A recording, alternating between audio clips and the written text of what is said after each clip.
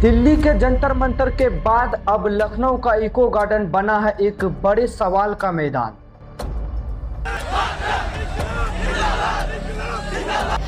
इस्तीफा दो, अरे पेपर लीक कीजिए सरकार।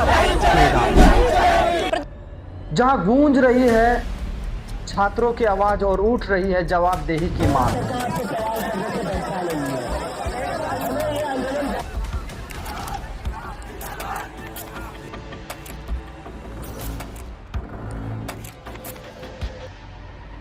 दिल्ली के जंतर मंतर से शुरू हुई कहानी अब पहुंच गई है लखनऊ के इको गार्डन तक। सवाल सिर्फ एक पेपर का नहीं है, सवाल उन लाखों छात्रों के भविष्य का है जो सालों मेहनत करते हैं और फिर पूछते हैं हमारी मेहनत का हिसाब कौन देगा।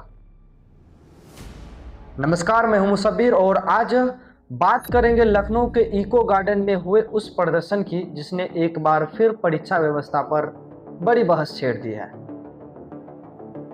यह प्रदर्शन किया कॉकरोच जनता पार्टी के संस्थापक अभिजीत दीपके ने। इससे पहले भी दिल्ली के जंतर मंतर पर अपनी आवाज उठा चुके हैं।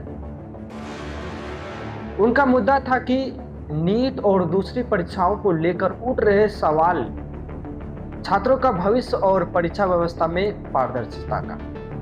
लखनऊ के इको गार्डन में जब प्रदर्शन शुरू हुआ तो वहां छात्र, युवा और समर्थक जुटे, नारे लगे, सवाल उठे और सबसे बड़ा सवाल था, अगर छात्र पूरी ईमानदारी से मेहनत कर रहा है तो क्या सिस्टम की जिम्मेदारी नहीं बनती कि उसे एक साफ और भरोसेमंद परीक्षा मिले।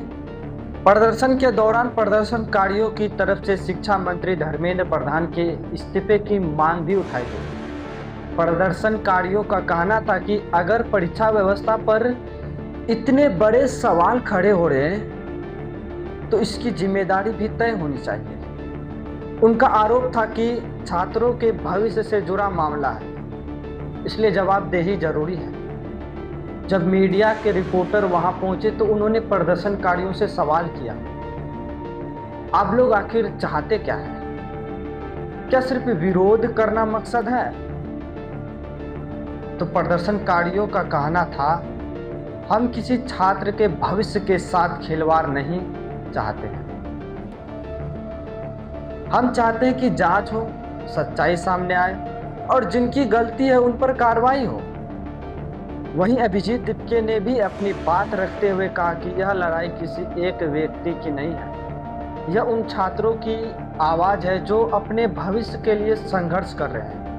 उन्होंने कहा कि परीक्षा व्यवस्था ऐसी होनी चाहिए जहां गरीब हो या अमीर, हर छात्र को बराबरी का मौका मिले। अब जरा सोचिए, एक बच्चा कई साल पढ़ाई करता है, माता पिता अपनी कमाई लगाते हैं, कई छात्र घर से दूर रहकर तैयारी करते हैं। उनके लिए एक परीक्षा सिर्फ परीक्षा नहीं होती, वह उनकी पूरी जिंदगी का सपना होती है। लेकिन इस पूरे मामले पर एक सवाल यह भी है, क्या सिर्फ प्रदर्शन से समस्या खत्म हो जाएगी या फिर जरूरत है कि परीक्षा व्यवस्था में ऐसा बदलाव हो जिससे छात्रों का भरोसा वापस आए? क्योंकि देश का युवा सिर्फ संख्या नहीं है, यही युवा देश का भविष्य है। लखनऊ का इको गार्डन एक बार फिर यह बता गया कि अब युवाओं के मन में कोई सवाल होता है तो उनकी आवाज दूर तक जाती है।